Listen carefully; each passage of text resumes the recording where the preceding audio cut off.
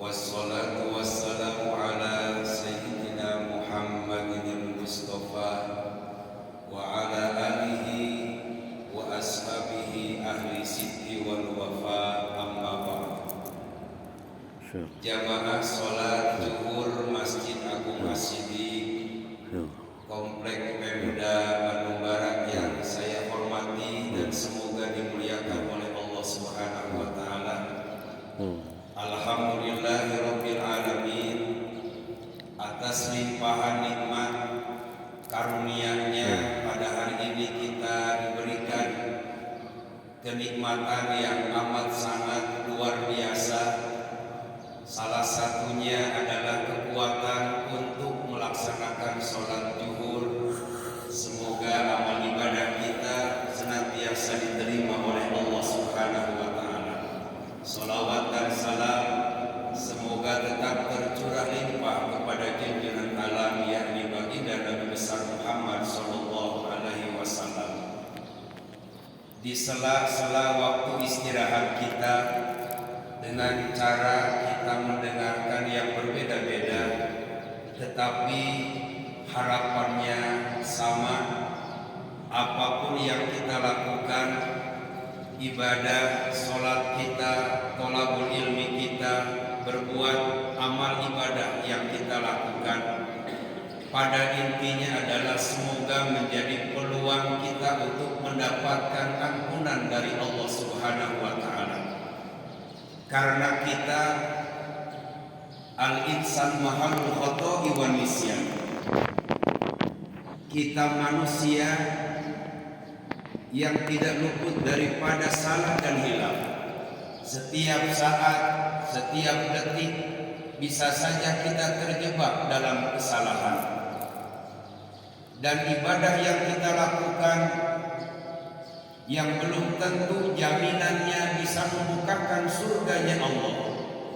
Tetapi ibadah yang kita lakukan yang harapannya mendapatkan ampunan, mendapatkan rahmatnya Allah, sehingga pada akhirnya ibadah yang kita lakukan yang jauh dari kesempurnaan bisa membuka peluang kita untuk mendapatkan surganya Allah Subhanahu wa taala. Dan semoga dengan istiqomahnya kita melakukan amal soleh, menjadikan kita orang-orang yang mendapatkan hidayah, mendapatkan petunjuk dari Allah Subhanahu wa taala. Baginda Nabi besar Muhammad sallallahu alaihi wasallam pernah bersabda, barang siapa yang pertama ketika diberi kemudian bersyukur, diberi kenikmatan, diberi anugerah, diberi kebahagiaan, kemudian bersyukur, memanfaatkan pemberian itu digunakan dengan apa yang diperintahkan oleh Allah. Kita bersyukur, berterima kasih ketika kita diberi kebahagiaan, kenikmatan oleh hakul adami, oleh sesama manusia. Kemudian kita bersyukur, mengucapkan terima kasih. Lalu ketika kita diuji oleh Allah kemudian bersabar, diberikan musibah kemudian kita bersabar, tidak semakin jauh tapi kemudian lebih mendekatkan diri kepada Allah ketika diuji. Kemudian ketika kita menzalimi orang lain, lalu kita memintakan maaf atas yang kita zalimi. Dan yang keempat, ketika kita dizalimi oleh orang lain, lalu kita mau memaafkan orang lain, maka baginda Nabi kemudian terdiam sejenak dan sahabat bertanya, apa yang diperoleh bagi orang-orang yang tadi? Maka Nabi menjawab, mereka itu diberikan keuntungan, diamankan dari siksa kubur dan siksa akhirat, dan dia termasuk orang-orang yang akan mendapatkan petunjuk dari Allah. Hadis riwayat At-Tabrani. Oleh karenanya, ketika kita roja ingin aman dari siksa kubur dan akhirat, kita yang di sisa-sisa umur ini mendapatkan petunjuk dari Allah, selalu mendapatkan bimbingan, perlindungan dari Allah, maka pintarlah kita untuk selalu bersyukur atas nikmat Allah.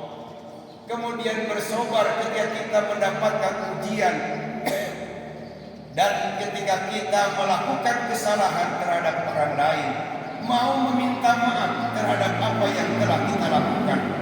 Dan yang keempat, kita mau memaafkan ketika orang lain menzalimi kita, membuat kesalahan terhadap kita. Dan ini yang pada akhirnya akan melahirkan qalbun salim, hati kita yang selamat, hati kita yang damai, bahwa sesungguhnya apa yang kita lakukan dan yang kita terima di dunia ini hanyalah sementara, dan yang hakiki dan selama-lamanya adalah kehidupan di akhirat. Dengan hati kita yang damai, dengan hati kita yang selamat, berbuat baik terhadap sesama, kemudian kita lebih meningkatkan ibadah, mensyukuri kenikmatan dari Allah, maka semoga kita termasuk orang-orang yang Rabbana atina fid dunya hasanah wa fil akhirati hasanah wa qina adzabannar. Kita bahagia, selamat dunia akhirat, dijauhkan daripada siksa api neraka, dan kita termasuk golongan orang-orang yang mendapatkan surganya Allah Subhanahu wa taala. Mudah-mudahan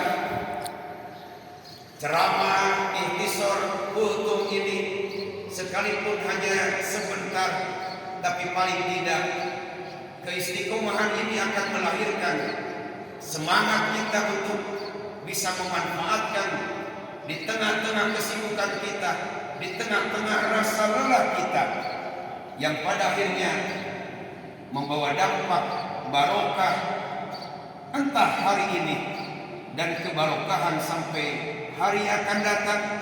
Dan ketika kita ditakdirkan oleh Allah untuk dipanggil ke alam barzakh, Allahumma rzuqna bi husnal khatimah, kita termasuk ke dalam golongan orang-orang yang diberikan rezeki, golongan orang-orang yang husnul khatimah, dijauhkan daripada golongan su'ul khatimah. Amin ya Allah ya rabbal alamin. Terima kasih, mohon maaf. Wallahul muwaffiq ila aqwamit thoriq. Wassalamualaikum warahmatullahi wabarakatuh.